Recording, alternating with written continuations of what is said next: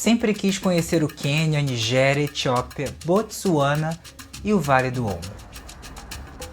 Esses lugares onde a história da humanidade se confunde com a nossa própria ancestralidade. E cujo imenso mosaico de etnias e culturas compõe o continente diverso e eclético que hoje conhecemos como África.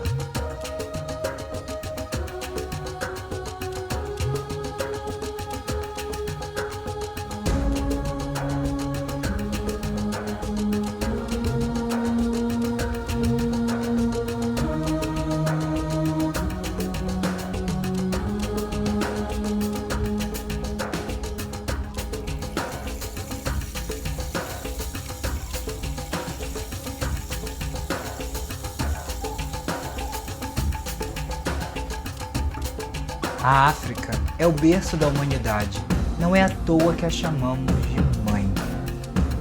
E dizem que quando a conhecemos, ela jamais nos deixa.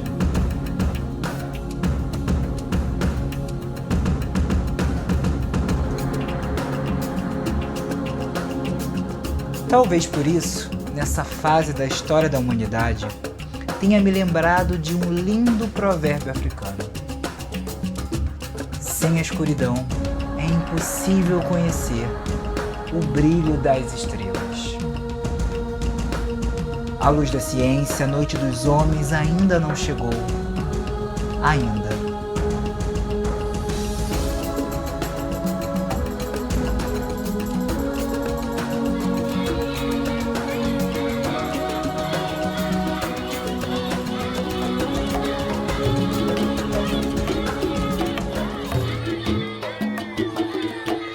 Já eu prefiro ficar com o brilho das estrelas.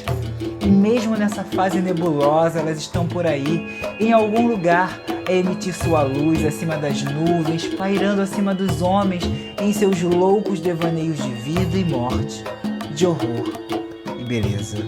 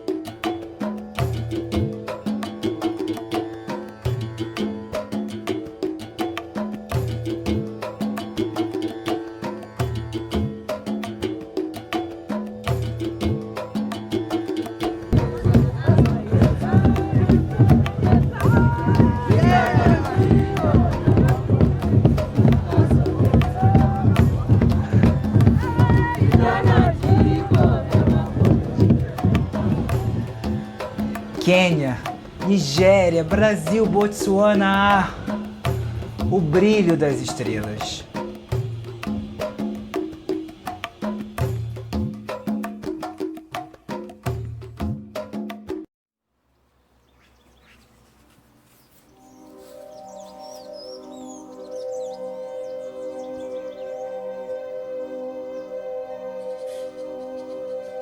Dizem que uma andorinha só não faz verão. O que dirá de um inverno, de milhões delas?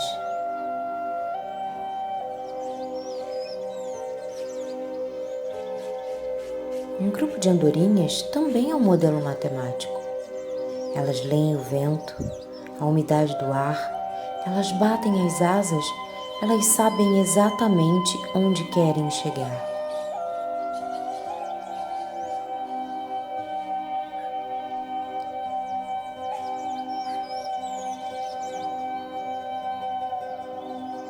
Elas fazem as suas leituras de mundo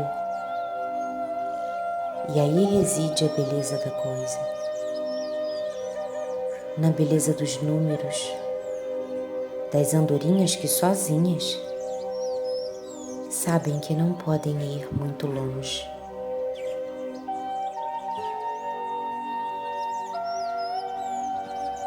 Percentualmente falando, uma andorinha tem pouquíssima chance de chegar ao seu destino. 10%, 20%, quem sabe?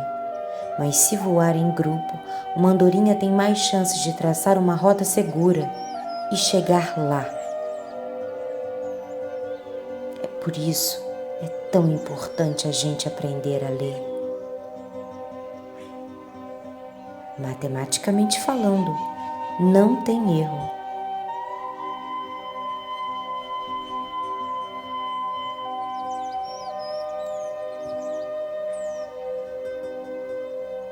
Ser, voar,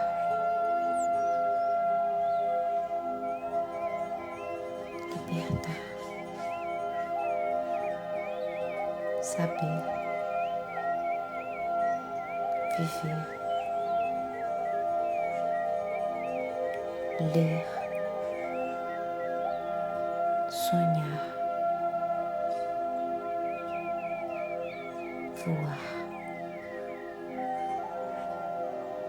voar.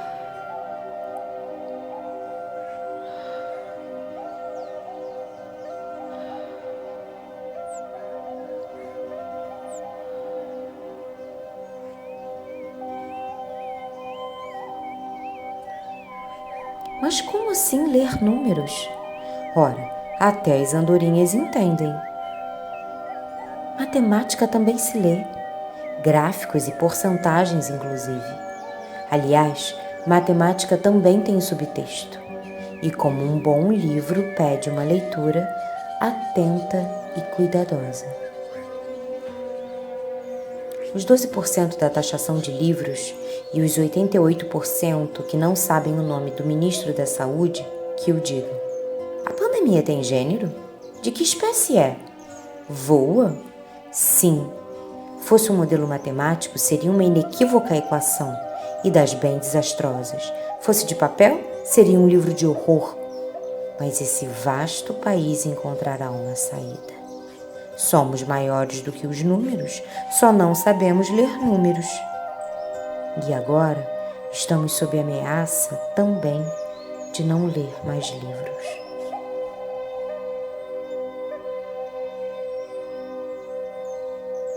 Sabe, pajé, dia desses eu visitei uma aldeia e foi uma visão aterradora demais. Não havia floresta, mato ou bicho, só um triste planalto central, só uma terra arrasada, povoada por homens insensíveis e completamente descampada e pilhada. Até as andorinhas sumiram dessa terra.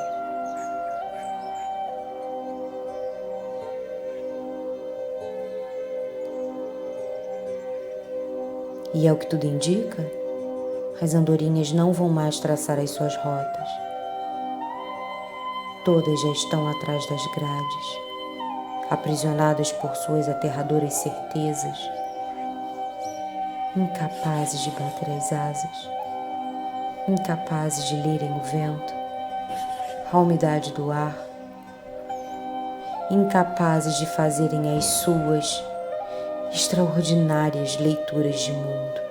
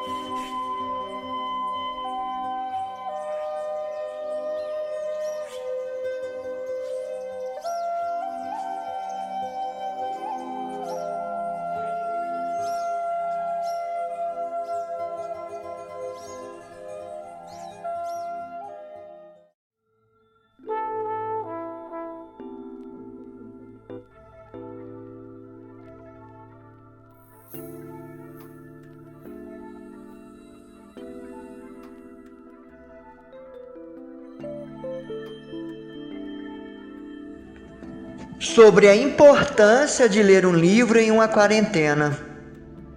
Bem, eu poderia começar assim: um livro sempre é um amigo. Os livros sempre nos ensinam coisas e são, a seu modo, inesquecíveis. Mas eu sou livreiro e isso me pareceu um tanto quanto suspeito. Por isso, resolvi optar por uma outra palavra: ignorância. Ignorância vem de desconhecer, ter medo. E hoje li um troço tão bonito. O livro é a melhor máscara contra a ignorância. Por que devemos botar boa fé nos nossos livros? Ora, os nossos livros passam boa parte do tempo em uma quarentena involuntária, em um instante. E nada mais justo do que resgatá-los por esses dias. Tirar o mofo para que eles também tenham a chance de respirar e também não se sintam infectados. Sabe, com esse gesto, não se trata apenas de saúde física contra a Covid-19. Trata-se, sobretudo, de saúde mental. Ou do quanto é importante cultivá-la, seja através de um romance, de um livro de poesia, de uma biografia, o que for. Por ora, gostaria de recomendar os nossos fabulosos livros de História do Brasil, para lembrar-vos que tudo nessa vida é cíclico e tudo passa, e que devemos sempre nos mantermos com os olhos bem abertos e os ouvidos bem atentos para essas serpentes que começam a eclodir por toda parte, sibilando e tentando inocular a todo custo ideias distorcidas de um futuro distópico. Sim, na boa companhia dos nossos livros, um futuro é até mesmo algo plausível. Devemos persistir no caminho da utopia, por mais absurdo que isso pareça agora, ou do contrário, tudo ruirá, de um jeito ou de outro. Aliás, sem a companhia dos Amado, dos Flaubert e dos Foucault, estaremos todos fadados a virarmos vermes. Por isso, devemos todos ler um livro durante a quarentena, aqui e agora. Na pior das hipóteses, você deixará de rastejar, pois é exatamente isso que acontece quando você lê. Quando você lê, você se transforma, deixa de ser larva, vira borboleta e começa a voar. Começa a enxergar o mundo de um ângulo diferente, a ver as coisas por uma outra perspectiva. E nada pode ser mais libertador. E quando você se dá conta, percebe algo. O que restou? Você. Você não mais rasteja. Você bate as asas em um mundo que gira em perpétua mutação. E é esse o grande legado de um livro durante a quarentena. De um futuro sem medo, livre de qualquer obscurantismo ou ignorância, ou de um jeito ou de outro.